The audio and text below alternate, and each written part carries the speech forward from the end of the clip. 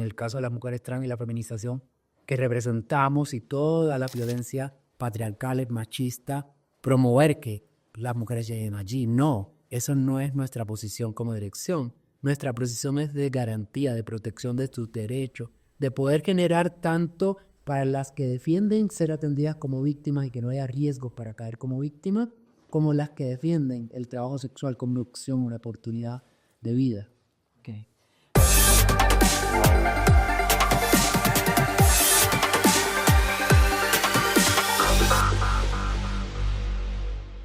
Hola, soy Alejandra Borrero y voy a estar aquí en el megáfono de la igualdad, donde todas las voces suenan.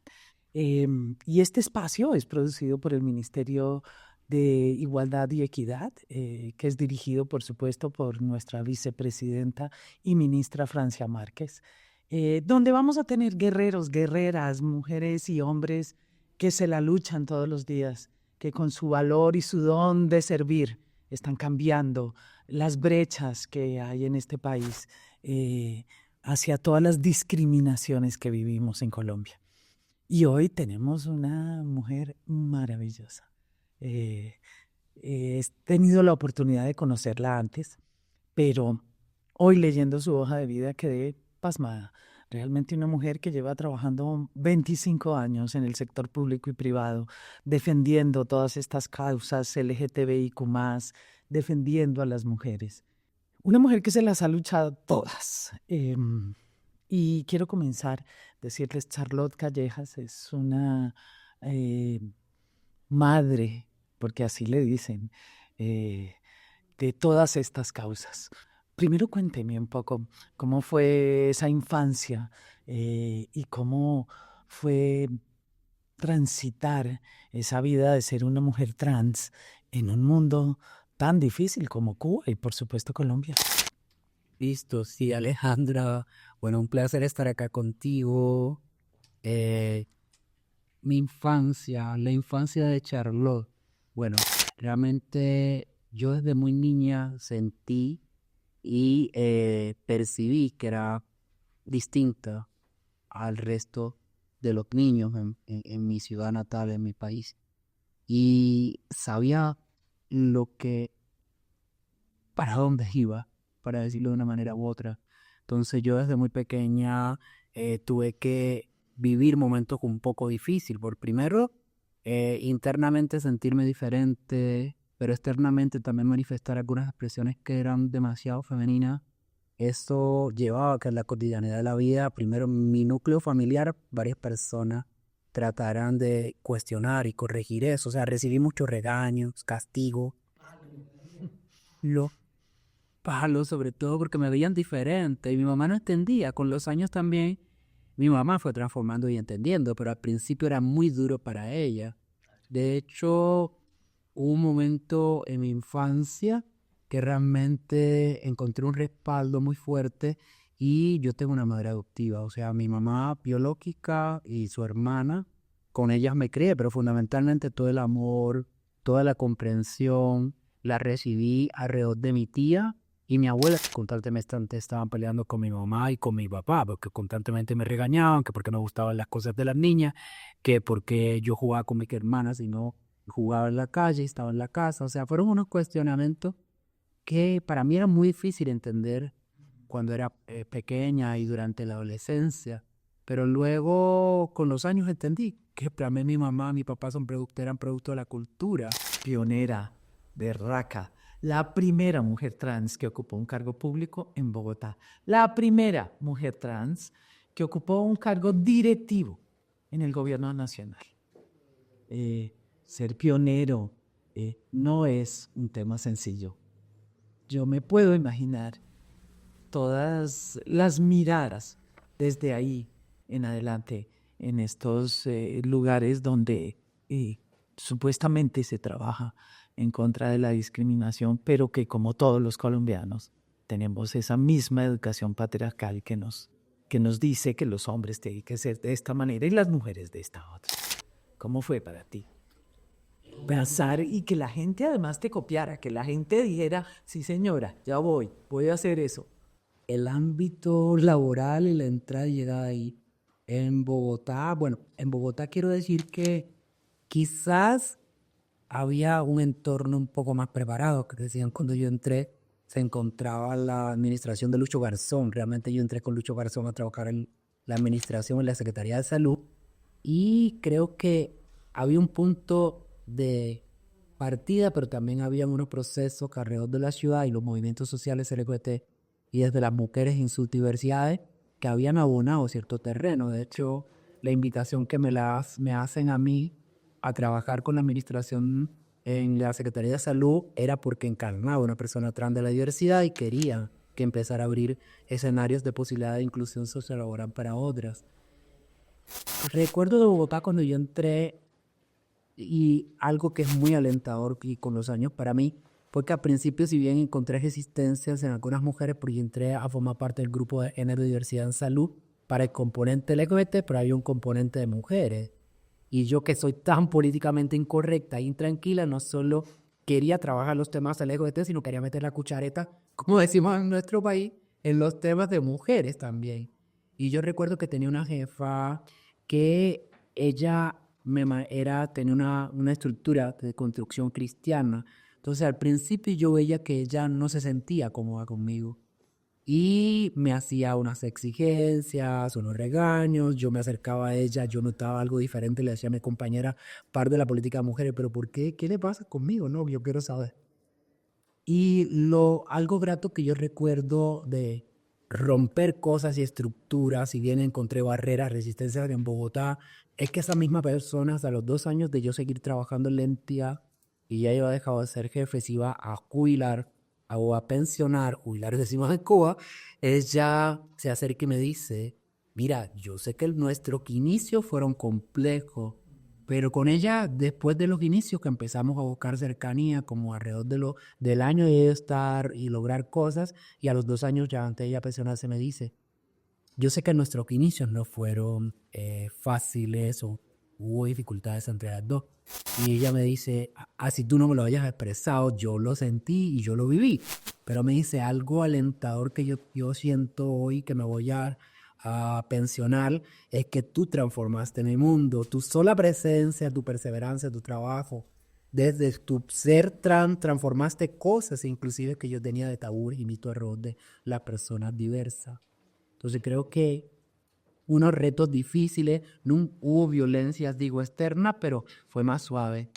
Pero la llegada a la nación, a la responsabilidad, primer cargo que yo ocupé en la nación fue directora regional Bogotá para Prosperidad Social.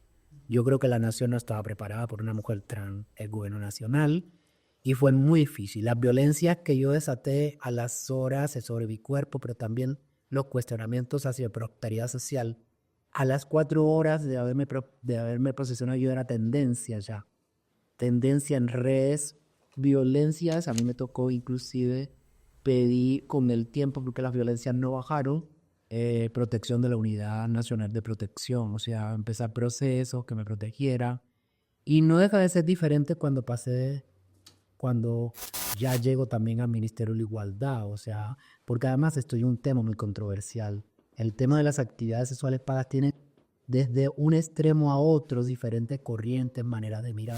Directora para las mujeres en actividades sexuales pagas. Así que háblanos un poco sobre eso porque sé que es un tema muy quisquilloso. Creo que todos los temas que tienen que ver contigo, y antes de que comencemos a hablar sobre eso, decirte, queremos encasillar a todo el mundo, ¿no? Y supuestamente si una persona es trans debe trabajar sobre cosas trans. Así que la sexualidad nunca nos ha definido, es sencillamente nuestra sexualidad.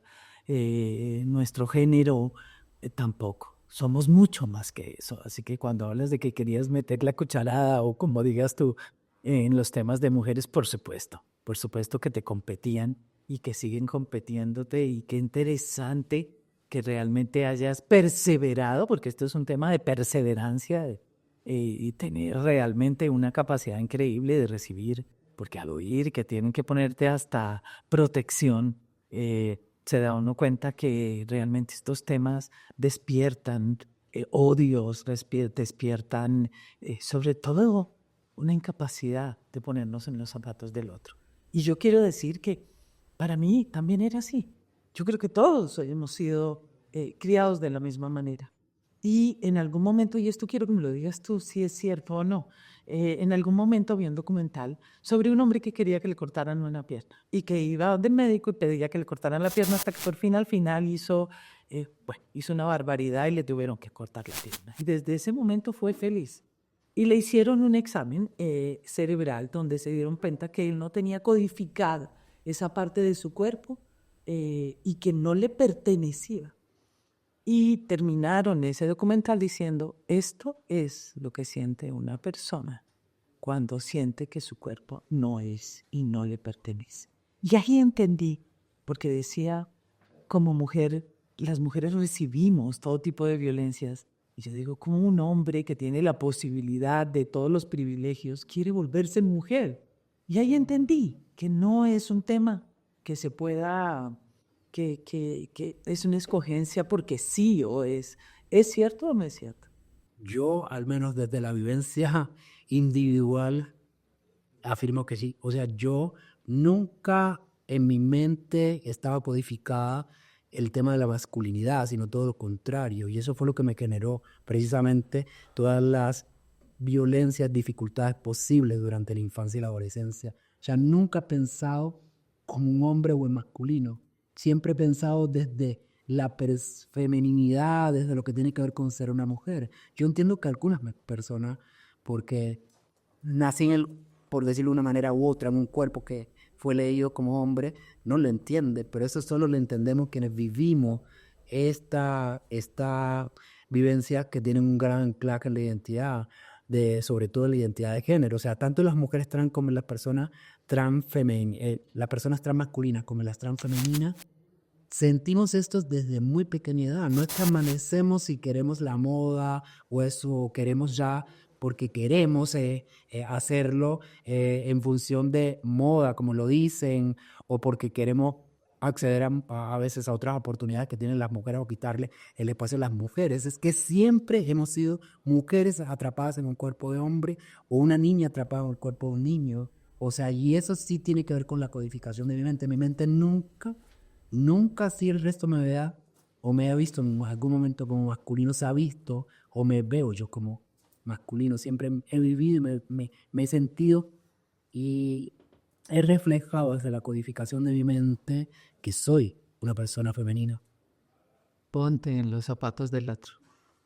Sé capaz de entender que la dignidad humana es algo inherente, que todos tenemos un valor y que ese valor no es solamente dado por uno mismo, sino por el entorno. Cuán difícil es cuando el entorno te quita el valor, te humilla, te pone en ese lugar de no merecer. Todos los seres humanos somos diversos, todos, no hay uno que sea igual a otro, así que gracias por contarnos eso. Pero ahora, como directora para las mujeres en actividades sexuales, cuéntanos, ¿cuáles son los retos? ¿Qué es lo que están tratando de hacer en este momento? En Colombia, digamos que el ejercicio de la prostitución ha tenido, y no sé si estoy diciéndolo mal, tiene muchas aristas. Está la trata, está, y digamos que es, y me imagino que es una línea muy difícil de entender. Y por supuesto, yo soy defensora de todas estas mujeres que han caído en manos de y que están viviendo vidas horrorosas que nunca hubieran querido tener. Mujeres que creen que tienen deudas impagables y que tienen que pagar.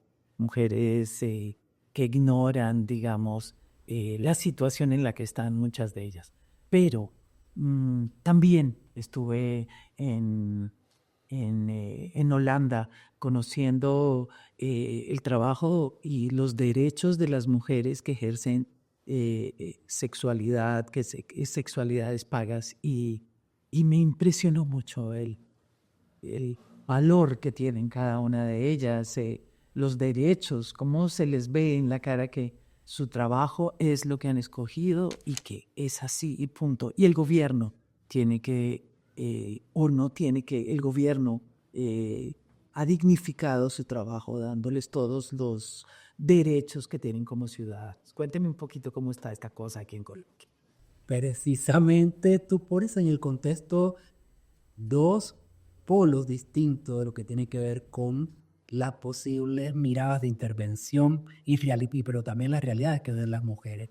Hay algunas mujeres que bajo el sometimiento, la restricción de sus libertades, son enroladas en lo que tiene que ver con las redes de trata, las redes de explotación sexual, y llegan a configurarse sobre los cuerpos de ellas todas las cosas horribles posibles. Sí. O sea, primero, nadie debería poder estar en contra de su voluntad, sometida a poder utilizar su cuerpo para la comercialización. O sea, por supuesto que el Ministerio de la Igualdad y la Equidad y la dirección está en contra de todo lo que tiene que ver con la trata o lo que puede significar un riesgo para que haya captación frente a la trata y que se materialice en el cuerpo de estas mujeres, lo que tiene que ver con esas violencias que van asociadas al delito de la trata de personas y la explotación sexual comercial.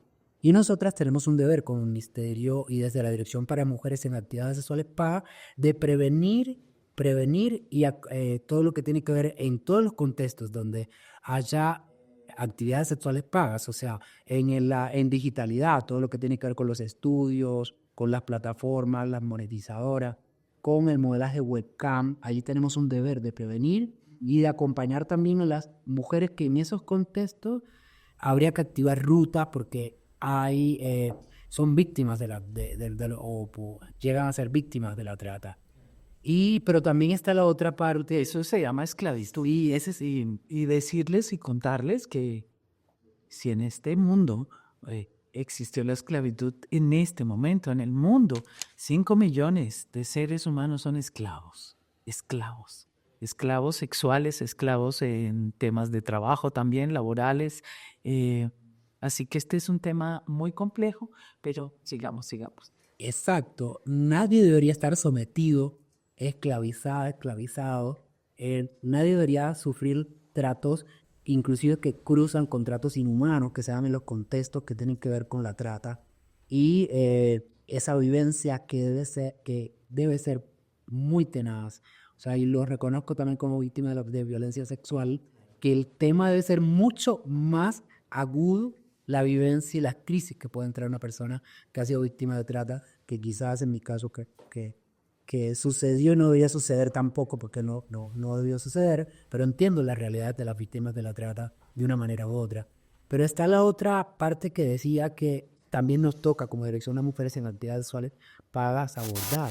¿Cómo busco frente a las mujeres que deciden de manera autónoma que no son víctimas de trata o no están en el contexto de trata, sino que desde el ejercicio de la autonomía y las libertades se reivindican, por ejemplo, como trabajadoras sexuales o modelos webcam y que lo hacen en unas condiciones que desde su propio cuerpo ellas deciden y nos los dicen así? Entonces, como Estado, y lo ha dicho la Corte, tenemos que también darles garantías a ellas. Y darles garantías sobre todo a las que, aún teniendo esa decisión desde la autonomía y la libertad, están en contextos de establecimiento y calle, porque hay más riesgo quizás que cuando estás en digitalidad.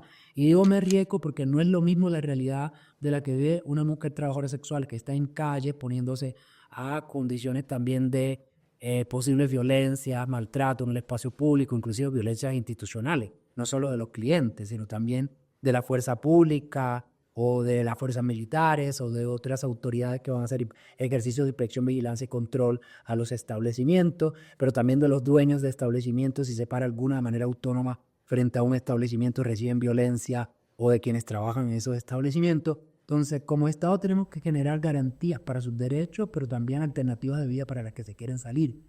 Nuestra dirección no promueve el trabajo sexual, ni nunca lo haremos.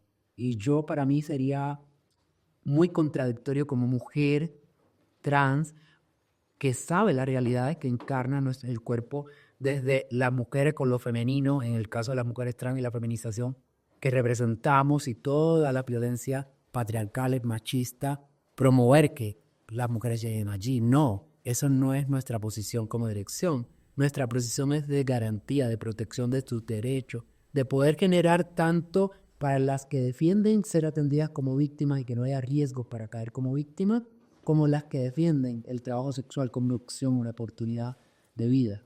Okay. Porque las mujeres en actividades sexuales pagas también son violadas, también son abusadas sexualmente, y creo que no hay un solo hombre pagando por un abuso o por una violación en ese sentido. El tema